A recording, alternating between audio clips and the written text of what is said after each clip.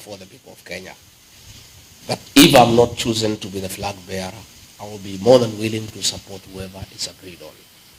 My colleague, Kalonzo Musyoka, has committed himself that in case he's not the flag bearer, he'll support whoever is agreed upon.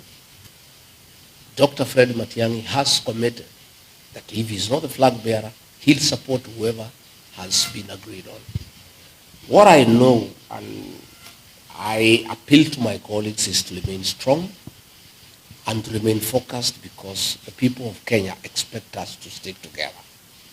William RUTO has rolled out a very elaborate plan to divide the opposition. And he is using every trick in the book, and he has applied massive resources to try to create problems within the opposition. Specifically, he has started with the mountain.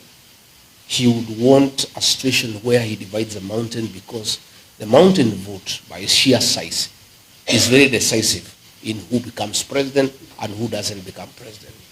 And since he is aware that the mountain has decided it will not support him, he would like to divide the mountain. We are aware of schemes to form political parties within the mountain to come and rival the DCP, which is the party of choice in the area.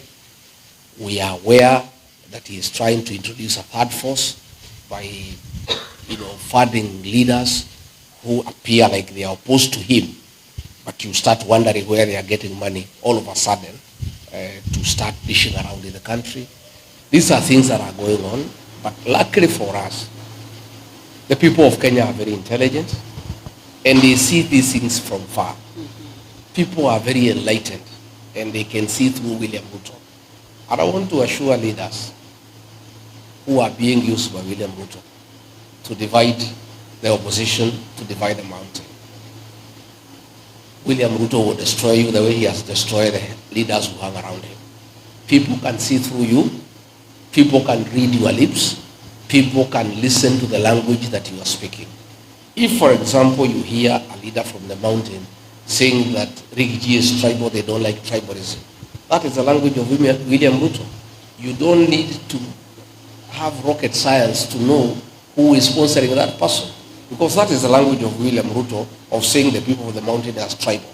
So if you hear a leader from the mountain all of a sudden talking about tribalism, oh, we don't want tribalism, that is the language of William RUTO. You can tell, and then you can see those leaders are having some bit of money and they did not have money before.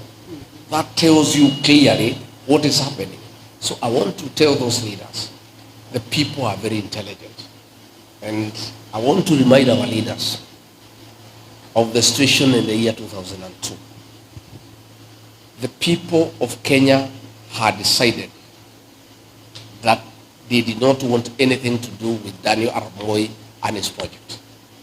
And people had made that decision as a people, and the leaders were following them. The Honorable Musalia Mudavadi was in the group that had rejected the project of President Daniel Arap Moi. Somewhere along the way, Moi convinced him to abandon the people and join him. He dismissed Professor George Saitoti as vice president and appointed Musalia as vice president. And Musalia was earmarked to be the vice president for Uhuru Kenyatta.